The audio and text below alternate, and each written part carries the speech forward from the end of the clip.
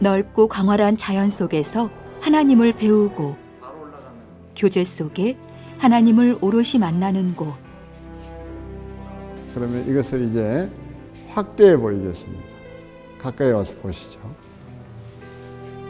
한류와 더불어서 이제 모든 것들에 K가 붙으면서 세계의 많은 사람들의 정신 세계까지 흔들고 움직이고 있지 않습니까? 특별한 부활절이 한국에서 스타트된다. 한국에서 최초로 만나보게 될 웅장한 성경 앞으로 부활절 아침 여러분을 초대합니다.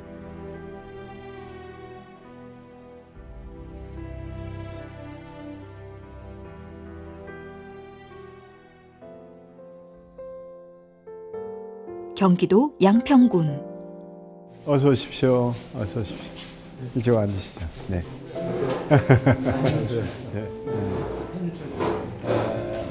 몇 년 전에 방문했을 때 주기도문 산책길이 되어 있는 것을 보면서 야, 이것은 같이 그냥 혼자가 아니라 또 하나님께서 우리에게 혼자 주시는 게 아니라 같이 하면서 주님께서 가르쳐주는 기도문이 있어가지고 그 기도문으로 기도가 살고 우리가 했으면 좋겠다 하면서 이런 믿음의 사람들이 몇 사람 모였으면 좋겠다 하는데 그래서 한번 이렇게 만남을 갖기를 원해서 했는데 주님께서 가르쳐 주신 기도문으로 만들어진 이곳. 이쪽 다 들어오십시오. 그냥 편안하게. 예.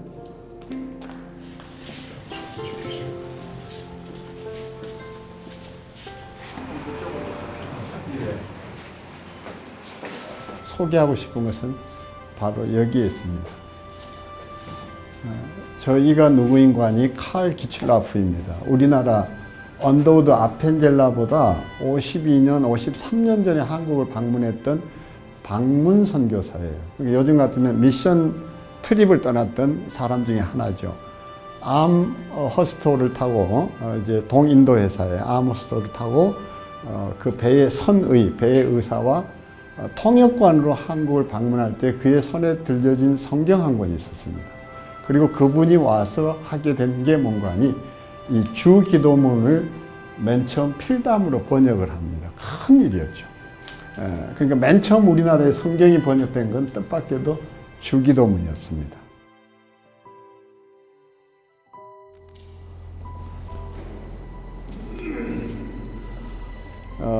여기는 침례탕입니다.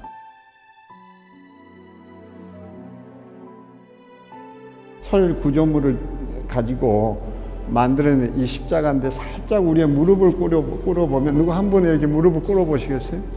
나오셔서 그냥 무릎을 꿇고 여기를 마주보고 한번 네 그렇죠.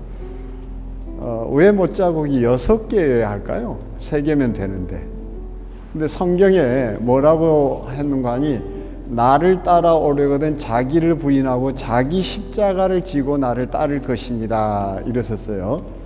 여기 작은 못자국은 나를 위하여 준비된 예비된 내가 못 박혀야 할 나를 위한 못자국입니다. 준비되셨습니까? 이렇게 해서 성찬에 참여하도록 하죠. 또 내가 주님을 위하여 이 못 박힐 이제 준비가 됐느냐 그런 사람들이 참여하는 것이 성찬이고 세례다. 이제 이 얘기를 하는 작은 십자가지만 십자가의 미학이 의미하는 것은 바로 이런 것이다라고 할 수 있겠습니다.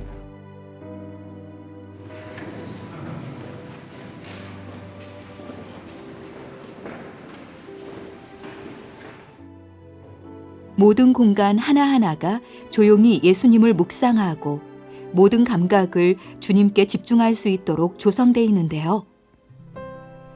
이제 보시는 대로 우리는 교회당에 들어서면 이런 장엄한 장면, 빛으로 나아가는 우리, 빛이 되어 찾아오신 주님을 생각하고 떠올리게 하는 장치라고 할 수 있겠습니다.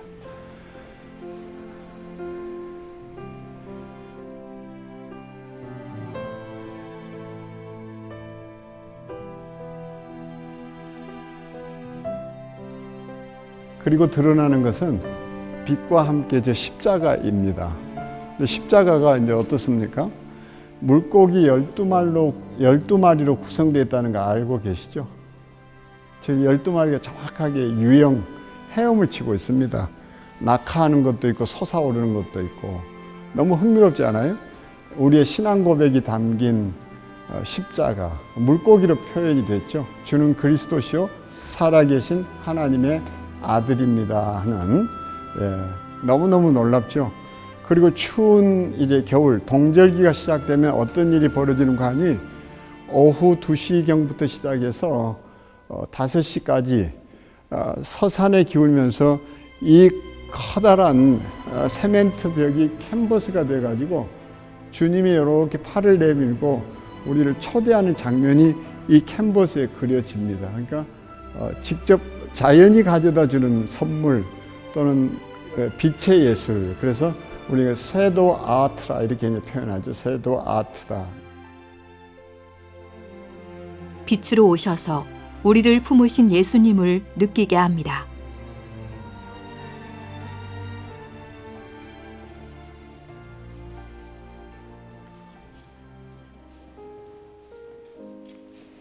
지금 보시는 이 작품, 거대한 작품이죠. 이 작품을 보는 순간 딱 어떤 주제가 떠오릅니까?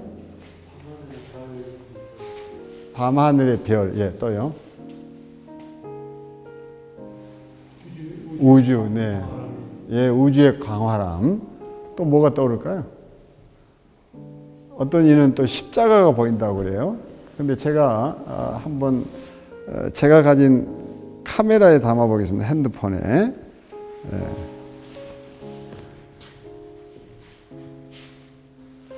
네, 찍었습니다. 그러면 이것을 이제 확대해 보이겠습니다. 가까이 와서 보시죠.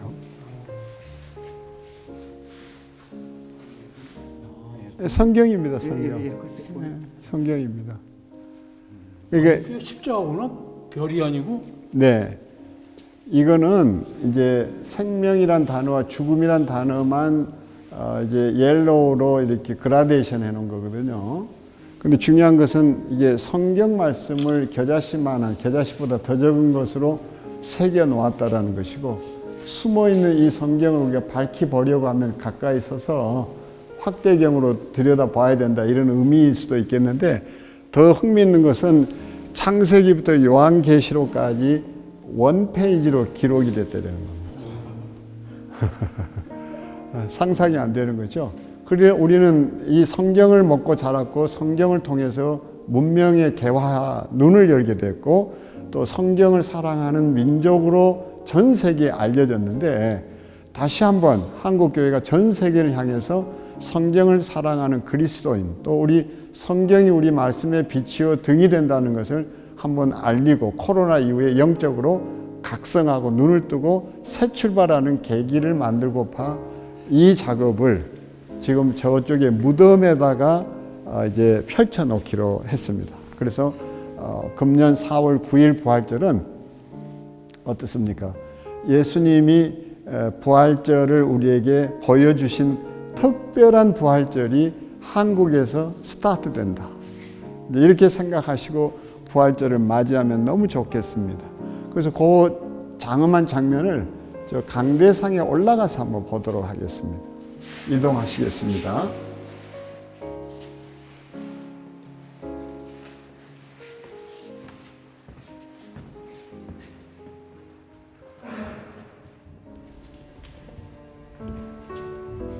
저 장엄한 장면이 보이죠?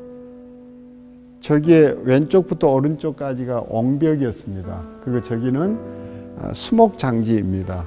그러니까 무덤이죠. 한류와 더불어서 이제 뭐 모든 것들에 K가 붙으면서 세계의 많은 사람들의 정신세계까지 흔들고 움직이고 있지 않습니까? 기독교는 과연 이런 때에 그들에게 뭘 보여줄 수 있을까 고민하다가 K 바이블 이렇게 해서 성경의 벽, 우리가 성경이 점점 사람들에게 외면당하고 있는 시대에 성경을 한 페이지로 펼쳐 보이고 싶었습니다. 하박국에 보면 성경을 달려가면서도 읽으라고 했는데 우리가 그 상징으로 성경을 한 페이지로 펼쳐볼 수 없을까? 그러면 이것이 사람들에게 호기심도 자극하고 상상력을 자극해서 그 한눈으로 좀 보고 싶다고 달려왔을 때 우리가 그들의 마음속에 성경의 소중함, 가치, 의미, 하나님 살아계시는 것을 알려주고 싶었던 겁니다. 이스라엘에 가면 통곡의 벽이 있죠. 한국에 가면 성경의 벽이 있다. 이것이야말로 세계인들의 마음을 흔들어 볼 수 있는 좋은 도구일 거라 여겼습니다. 하나 덧붙이자면 저곳은 사람들이 죽어 잠든 곳입니다. 이제는 무덤 관광이란 말이 유행을 할 만큼 무덤이 사람 시신을 버린 하치장 같은 곳이 아니라 거기에서 인생을 성찰하게 되는데 우리는 다른 것보다 그 무덤가에 성경을 펼쳐 보임으로써 죽음이 아닌 생명을 노래하고 싶었던 것입니다. 그래서 저것을 K-바이블이다 이렇게 이름 붙였습니다. 새로운 기독교 문화가 하나님이 사랑하신 이 땅, 한국에서 시작됩니다.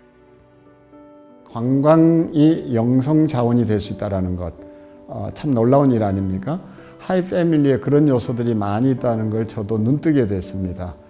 빛의 예술이든지 공간의 예술이든지 소리의 예술이라든지 십자가 하나도 물고기 12마리가 형상화돼서 만들어진 작품 등등이 세인들, 그러니까 그리스도인이 아닌 구도자들에게도 이게 기독교구나, 이런 신비, 고요, 장엄함 이런 것들을 느낄 수 있는 이 자원들이야말로 그들에게 억지스러운 전도가 아닌 너무 자연스럽게 기독교에 입문하고 기독교에 접촉하고 접속할 수 있는 도구라고 여겼던 것입니다. 많은 예술품, 많은 컨텐츠가 영성관광의 소재라고 여기죠.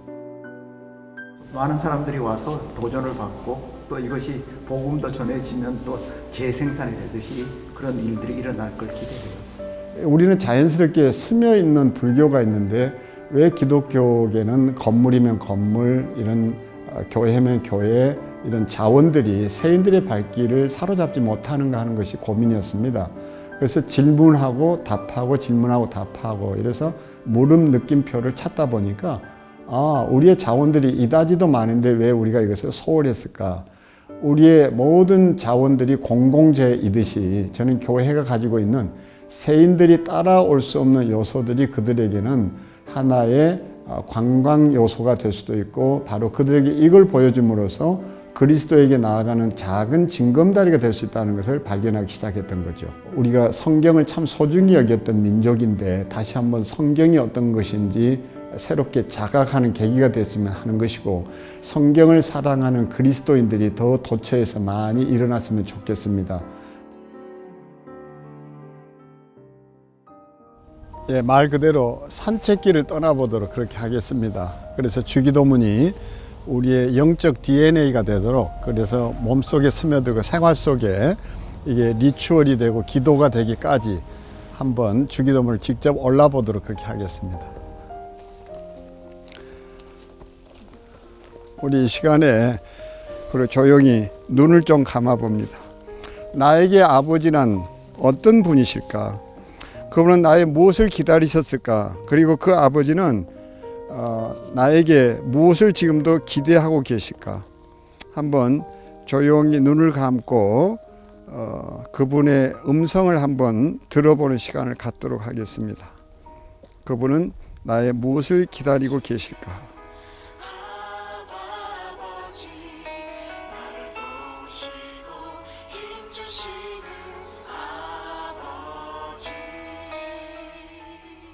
찬양을 들으며 하나님 아버지의 음성에 고요히 집중합니다.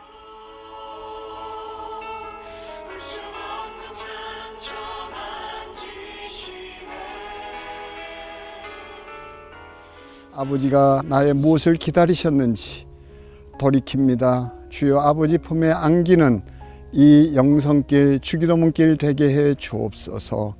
우리 주 예수 그리스도 이름으로 기도하옵나이다. 아멘. 계속 오르겠습니다.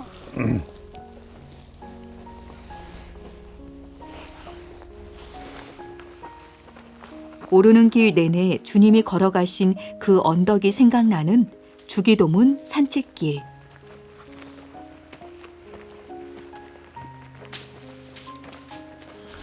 하나님은 숨죽여 옳다 흐느끼는 나의 신음 소리조차 당신의 나라가 임하소서라는 기도를 들으신다는 것. 기도로 들으신다는 것을 우리 기도할 때 있는 그대로 순박하게 그냥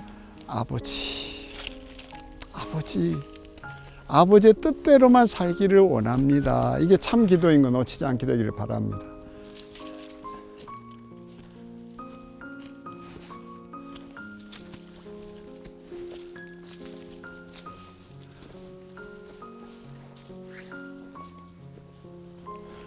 이제 어떻습니까? 혈루증 앓는 여인이 옷자락만 만져도 나음을 입겠다고 다가섰을 때 주님이 외면치 않으셨던 것처럼 기왕 기도가 무엇인지 배우기 위해서 나온 우리들이 이 십자가 붙잡고 한번 간절히 기도하는데 다 설 수 없기 때문에 다음 분은 앞에 분 어깨 위에다 손을 얹고 이렇게 줄을 지어서 십자가를 한 목에 붙잡고 우리 이 시간 기도하는 시간을 갖기를 소망합니다.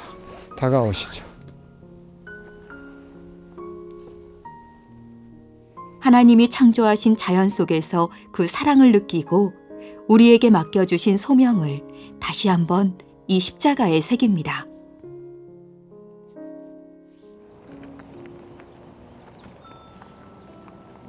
이제 러빙유라고 그렇게 해서 여성들을 위한 대표적 프로그램 중에 하나인데 내 속에 있는 온갖 아픔과 고통과 눈물을 쏟아내고 하나님의 딸로 거듭나는 그런 프로그램이라고 한마디로 요약할 수 있겠습니다. 나중에는 우울증의 구석에 처박혀 있고 드러눕고 싶던 여인들이 이렇게 기뻐 춤추고 하나님 앞에서 노래하는 한마디로 말하면 하늘의 축제, 천사들이 내려오지 않았나 하는 생각을 들 정도의 즐거움이 회복된 그런 여성 치유 프로그램 중에 하나입니다. 결국 개교회에서 더 많은 이제 사역자들이 가정사역을 전문 사역으로 선택할 수 있나. 그래서 가정사역 MBA 과정으로 이들이 공부를 하고 수료하는 장면이죠. 너무 많은 사람들이 이제 배출도 됐고 참 아름다운 코스 중에 하나였다고 여기고 있고 지금은 이것이 이제 그 사이버 교육으로 전환이 돼서 온라인 강의와 함께 대면 수업, 비대면 수업으로 확장되어 있습니다.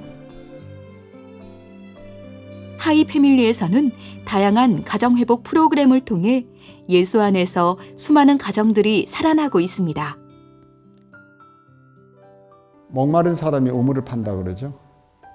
저희 부부가 가정생활을 하면서 힘들었던 것을 내버려두고 싶지 않았던 것이고 그 물결에 떠밀려 가고 싶지 않아서 거슬러 올라가다 보니 가정사역이 눈에 띄었고 또 우리는 거기서 답을 찾았고 찾은 답을 나누고 싶었던 것이 가정사역을 하게 된 계기였습니다.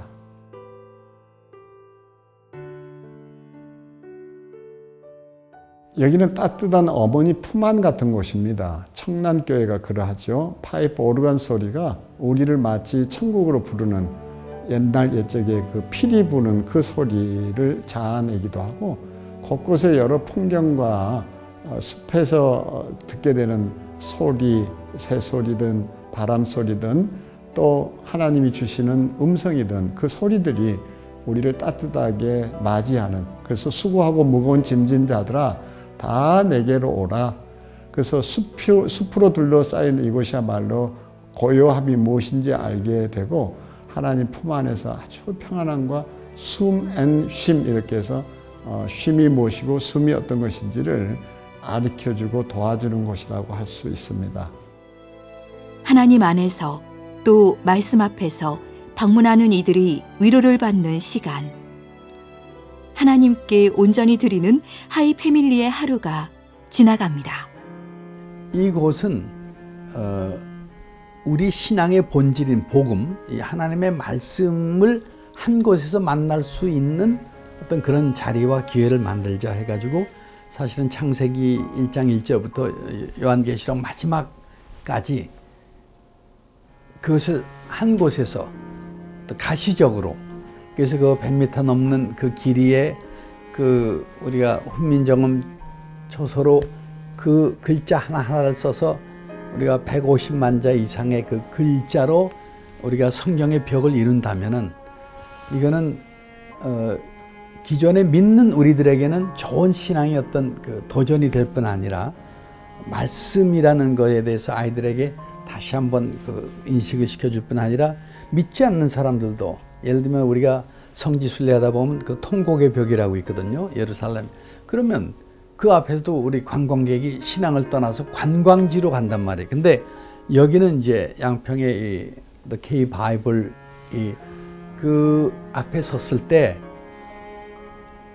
관광의 요소로 왔지만은 거기에 하나님의 말씀이 우리 글로 100m 넘는 또 8m 되는 그 높이의 벽을 통해서 아 이것이 성경이구나 라는 것을 느낄 수 있다면은 뭐 어떤 새로운 도전이 되지 않을까. 그래서 이제 저는 그 영적인 면으로 하나, 그다음에 하나는 우리의 문화를 보여주기 위한 어떤 관광. 그러나 관광의 궁극적인 목적은 성경을 만나는, 말씀을 만나는 그런 자리가 된다는 점에서 굉장히 의미가 있다고 저는 생각을 하거든요. 정말 성경은 생각하면 생각할수록 보면 볼수록 이 귀한 책이에요. 그런데 이 성경을 한 번도 보지 못하고 죽는 사람들이 얼마나 많은지 몰라요. 그러니까 성경을 집에 사놓고 죽는 사람도 있지만도 성경을 전혀 접하지 못한 사람이 많아요. 그러나 이런 곳에다가 들판에 공원에다가 이런 것을 만들어 놓으면 많은 사람들이 예수 믿는 사람이건 안 믿는 사람이건 성경에 접할 수 있는 그러한 동기를 부여하는 거예요. 한국의 K-바이블을 통해서 많은 세계 인류가 많은 열방에 있는 사람들이 성경이 보통 책이 아니구나. 정말 성경이 하나님의 말씀이구나. 성경이 생명의 책이구나 하는 것을 깨닫게 되는 하나의 그 쇼윈도 전시장이 되지 않겠는가. 그동안 위축되었던 한국교회가 이 일을 통해서 용기를 얻고 힘을 얻기를 원합니다. 다시 한번 선교 한국의 새 시대를 열기를 원합니다. 영성 관광을 통해 주의 나라 널리 확장되기를 소망합니다. 이 일에 동참할 66개 교회, 개인, 단체, 기업들이 나타나게 하시옵고 많은 주의 일꾼들이 개미떼처럼 이곳에 참여하며 손길을 모으고 마음을 모으고 기도 모으게 하소서. 1990번째 맞이하는 부활절 아침은 나의 고난주간에 한 끼 금식으로 성경의 벽이 세워지는 일에 우리 모두가 동참하고 또 여기에 빠지는 사람이 얻게 되기를 소망합니다. 나와 우리 가문의 아름다운 신앙 유산이 되기를 소망하고 여러분의 기도와 적극적인 동참을 기대합니다.